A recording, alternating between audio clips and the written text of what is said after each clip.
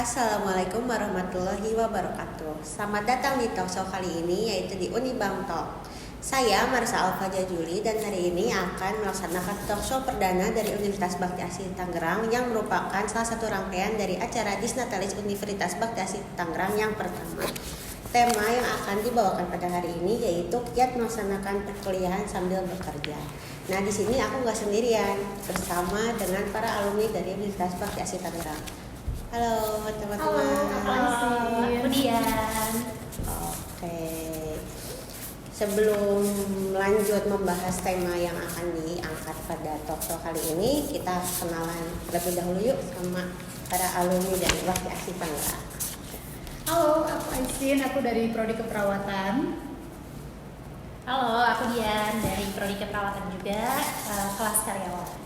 Oke, karena ngomong-ngomong tadi tentang kelas karyawan, berarti dari Kak Aisin sama Kak Dian itu apa sih yang menyebabkan kakak-kakak ini mau mempercayai Unibang sebagai kampus pilihan kakak-kakak? Jadi mungkin kalau aku sih alasan pilih Unibang ya pertama karena kebetulan kan aku juga kerjanya di Bakti Asih gitu. Jadi menurut aku pilihan yang paling tepat, paling bagus ya kuliahnya di Unibang juga. Apalagi yang aku tahu Unibang tuh untuk kelas karyawannya bener-bener fleksibel ya jam kuliahnya gitu. Jadi nggak mengganggu waktu kerja kita gitu. Terus untuk biayanya juga terjangkau. Dari Kak Aisin? Kalau dari aku sih kurang lebih sama karena aku juga kerja di RS Bakti Asih. Jadi Universitas Bakti Asih juga mensupport kita sebagai pekerja dan juga mahasiswa. Jadi bisalah di manage untuk itu semua. Jadi karena awalnya dari Rumah Sakit Bakti Asih, terus ternyata punya kampus, jadi cocok kita coba langsung kuliah. Ternyata emang cocok. Harus cocok ya. Nah pas pertama tahu nih Bakti Asih buka kampus, itu awalnya gimana ngeliat Unibang? Apa misalnya dari segi fasilitasnya atau dari segi pembelajaran yang terjangkau atau gimana? Pas lihat Bakti Asih punya kampus nih, kampus Universitas Bakti Asih Tangerang kan dulu belum ada ya dari Bakti Asih. Gimana? Kalau dari aku sih pertama metode belajarnya bisa fleksibel, jadi kita lebih banyak online saat itu ya. Jadi online, offline pun kita ada kayak apa ya? Jadi dia dibagi untuk kita semakin fleksibel. Jadi kalau nggak bisa pagi ada siangnya, kalau nggak bisa siang ada paginya gitu. Terus karena udah punya bangunan sendiri untuk universitas baru, sudah punya bangunan sendiri yang baru dan bagus, udah memadai gitu. Jadi menurut aku sih udah keren ya. Dari Katia. Sebenarnya sih sama ya kalau alasan pilihnya, terus ngelihat Universitas Bakti Asihnya mungkin berkacanya ya dari Rumah Sakit Bakti Asihnya. Rumah sakitnya kan udah jelas, akreditasinya udah paripurna, rumah sakitnya juga udah bagus, udah jadi rumah sakit rujukan Faskes B-nya juga ya gitu. Jadi kalau rumah sakitnya udah bagus, insya Allah pasti universitasnya juga bagus. Jadi buat Kak Aisyah sama kalian nggak salah pilih gitu, buat langsung Masya Allah Universitas Bakti Asih Tangerang. Oke, kan waktu itu pas masuk lagi langsung kerja di Bakti Asih Tangerang ya? Kita udah kerja dulu langsung ke sini. Nah kira-kira gimana sih tantangannya, misalnya kan lagi kerja juga nih, kayak misalnya keperawatan ada shift ya pagi atau gimana. Nah itu gimana cara kakak-kakak ini untuk membagi waktunya, menentukan skala prioritas? Kalau bagi waktu antara kuliah dan kerja pasti itu udah diketahui oleh atasan kita pasti ya. Kita kuliah juga di tempat kita bekerja, itu fleksibel banget sih kita, karena kuliah tadi aku bilang online, dosennya juga kalau kita bilang tuh sangat mengerti gitu ya. Maksudnya kita, yang penting kita jelas kalau kita dinas ya kita bilang dinas.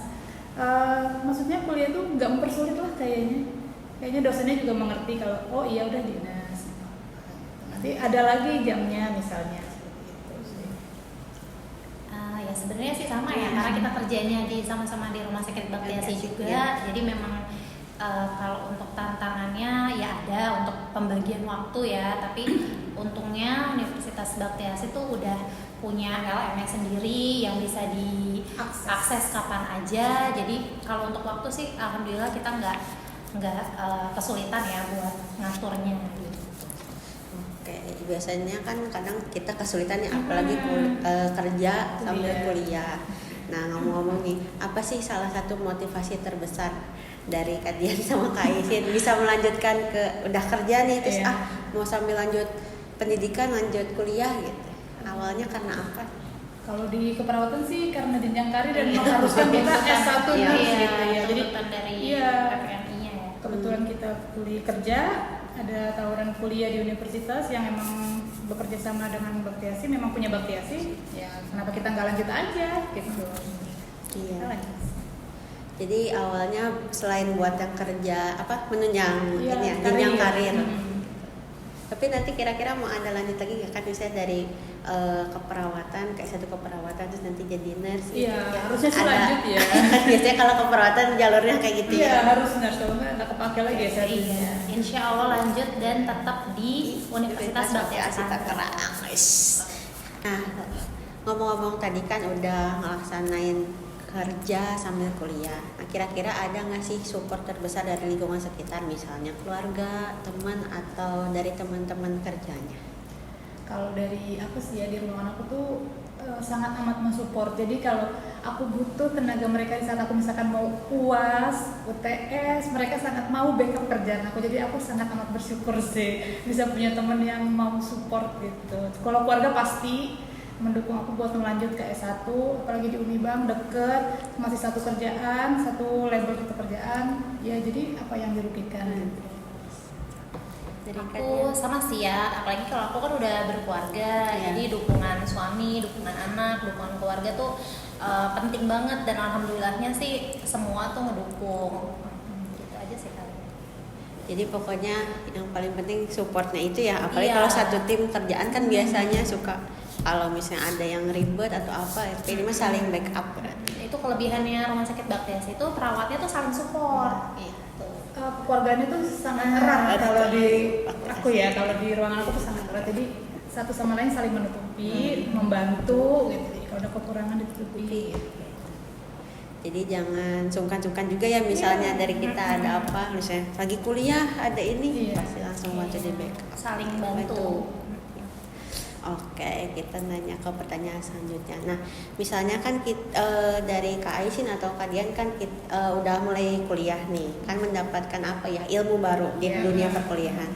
Nah, sekarang dibalik apa yang bisa diimplementasikan dari dunia perkuliahan ke pekerjaan yang sekarang lagi dijalani gitu? Kira-kira kalau apa tuh? dari ilmu perkuliahan sama pekerjaan pasti ya upgrade. Namanya kita tuh udah lama dari D3, kebetulan aku udah 10 tahun lalu dari D3 baru lanjut lagi sekarang. Pasti ilmunya tuh baru, yang terbaru yang kita dapetin pasti kita akan implementasikan ke kerjaan kita yang sekarang gitu. Jadi upgrade ilmu itu penting banget gitu. Jadi sekolah melanjutkan itu salah satunya adalah upgrade ilmu. Jadi kita ilmunya bukan ilmu jadul lagi gitu.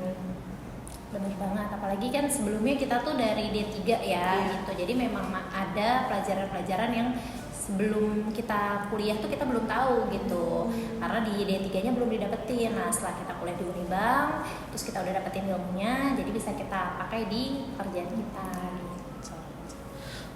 Oke. Nah, salah satunya nih misalnya kan kalau lagi kayak tadi bakal upgrade ilmu, jadi upgrade ilmu yang lebih terbaru lah gitu dengan masa teknologi yang sekarang gitu.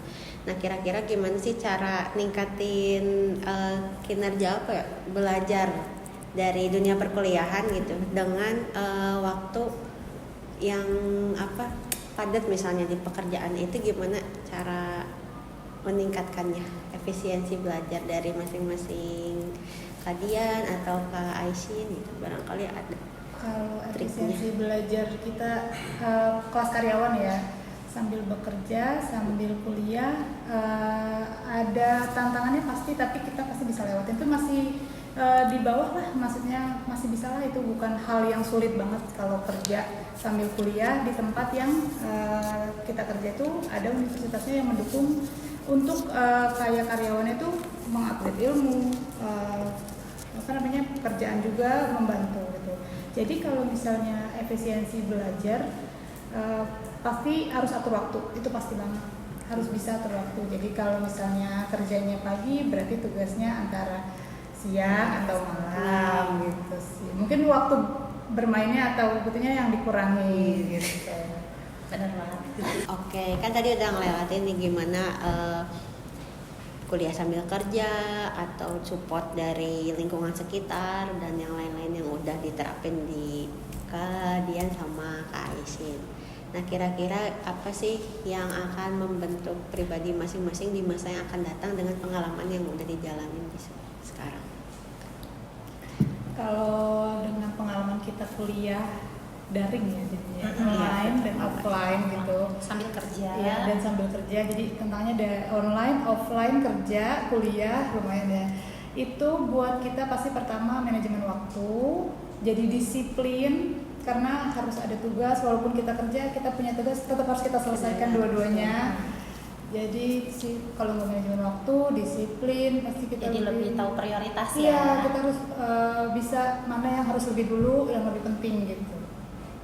Di waktu yang bersamaan. Ya sebenarnya sih mungkin sama ya, cuma nambahin aja ya, atau ngelengkapin ya sebenarnya sih bikin kita jadi lebih tahu prioritas gitu, walaupun kita sambil kerja tapi kita nggak lupa sama kewajiban kita untuk nyelesain pendidikan kita juga Sebagai mahasiswa tentunya pendidikannya. Jadi pesannya jangan lupa untuk mengatur skala prioritasnya ya. Barangkali ada pesan buat teman-teman semua dari adik-adik mahasiswa yang mau bergabung di Unibang, gimana sih tipsnya, kiat-kiatnya buat berjuang sebagai mahasiswa, tapi di sisi lain kita juga ada prioritasnya yaitu bekerja. Kalau dari aku, mungkin sekarang yang lagi bekerja pengen kuliah, bingung mau kuliah tuh yang murah, mudah, terus terjangkau, kayaknya Unibang udah jawabannya deh. Jadi kalau misalnya harus kuliah yang ribet, itu udah bukan zamannya, Unibang itu solusinya. Gitu sih dari aku. Dari Kak Dian barangkali. kayaknya Aisin udah sempurna banget ya jawabannya. Itu karena dari pengalaman kita ya, Iya, benar, benar, pelajar benar. di sini. Unibang tuh benar-benar pilihan yang tepat untuk teman-teman yang lagi kerja tapi mau kuliah, karena waktunya fleksibel. Terus kayak kalau dari segi biaya ya, kayaknya sih aku belum pernah lihat lagi yang lebih murah daripada Unibang ya. Jadi benar-benar terjangkau, waktunya fleksibel, dosennya juga keren-keren gitu ya, bangunannya bagus, lokasinya strategis, udah lengkap deh pokoknya. Satu lagi mungkin kalau dari aku, deket dari rumah ya. Ada mungkin yang murah tapi jauh, kan sama aja. Betul. Lebih capek-capek juga. Lebih baik ada yang deket, murah, apa lagi yang dipikirin. Betul, apalagi kita juga udah ada rumah sakitnya, jadi nanti untuk jenjang karirnya ya kesempatannya lebih terbuka lagi. Gitu. Oke, jadi itu ya adik-adik semua pesan dari Kak Dian sama Kak Isin. Bagaimana tips triknya, terus jangan lupa untuk pilih Unibang sebagai kampus yang bisa fleksibel juga ya. Oke. Fleksibel gitu. Makasih banyak Kak Dian, Kak Isin udah meluangkan waktunya. Terima kasih juga udah mau berbagi pengalaman sama kita semua. Semoga talk show kali ini bisa bermanfaat bagi yang menonton, dan jangan lupa untuk tetap semangat dalam menjalani kuliah sambil kerja ya. Oke. Dan gak lupa juga kita ucapkan selamat ulang tahun untuk Universitas Bakti Asih Tangerang yang pertama. Semoga Unibang bisa lebih berkembang, mahasiswa makin bertambah, dan bisa bermanfaat bagi Indonesia. Unibang Sakti. Sampai jumpa di acara selanjutnya. Wassalamualaikum warahmatullahi wabarakatuh.